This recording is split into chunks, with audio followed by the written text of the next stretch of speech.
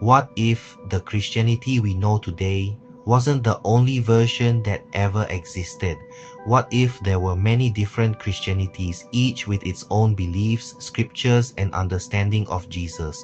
And what if most of them were lost? Today we are diving into Lost Christianities by Bart D.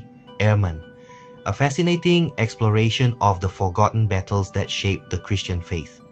Title: Lost Christianities Explained in 10 Minutes. The Hidden History of Early Christianity. Scene 1. Faith or many. When most people think about Christianity, they imagine a single unified belief system.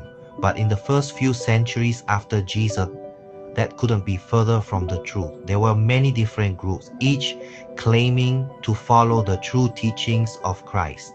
And they didn't agree, not on who Jesus was, not on what he taught, not even on what salvation meant. Scene 2. Different views of Jesus. Some early Christians believed Jesus was fully divine. Others believed he was completely human. Some said he was both, and others believed something even more radical, that Jesus only appeared to be human. These weren't small disagreements, they were fundamental differences that shaped entirely different faiths. Scene 3. The Lost Scriptures.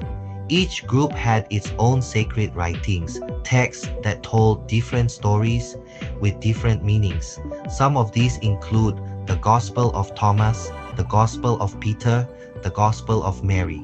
These books offered alternative perspectives on Jesus and his teachings. But today, they're not in the Bible. Why? Because they were rejected. Scene 4. Orthodoxy versus heresy. As Christianity grew, leaders began to define what was correct belief, called orthodoxy, and anything outside of that was labeled heresy.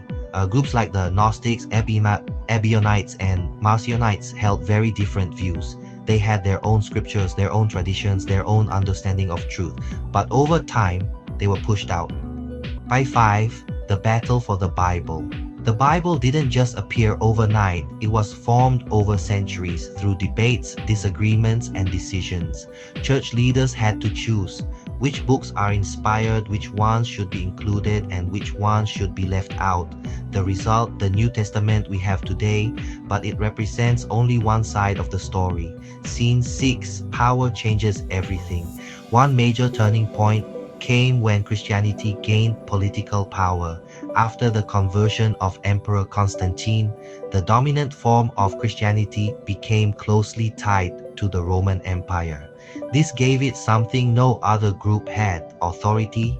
With power came influence, and with influence came control over belief. Scene 7. The disappearance of other faiths. As Orthodox Christianity grew stronger, other forms began to disappear. Some texts were destroyed, others were hidden. Many were simply forgotten.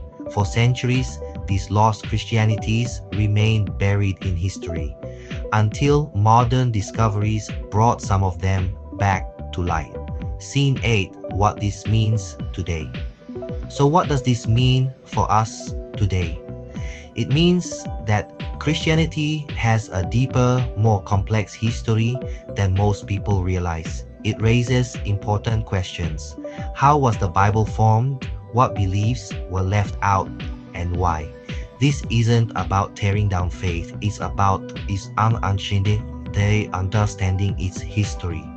Final scene, thought-provoking ending. Lost Christianities challenges us to see the past differently, to recognize that what we know today is only part of a much larger story. Because in the beginning, Christianity wasn't just one voice, it was many. If you enjoyed this video, don't forget to like, subscribe, and share your thoughts below. Would you have wanted to read the Lost Gospels? Let us know in the comments. And remember, the truth is often more complex than we think.